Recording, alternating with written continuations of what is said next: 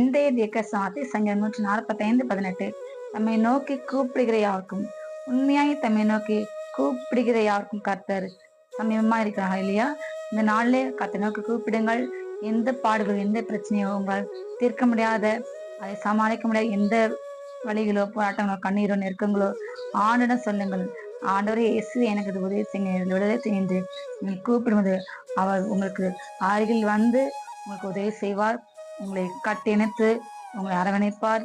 நீ பயப்படாதே, நான் உன்னோடு கூடந்து உனக்கு ஞானம் கொடுத்து இந்த பிரச்சனை வெளியேற உனக்கு உதவி செய்வேன். ஹல்லேலூயா.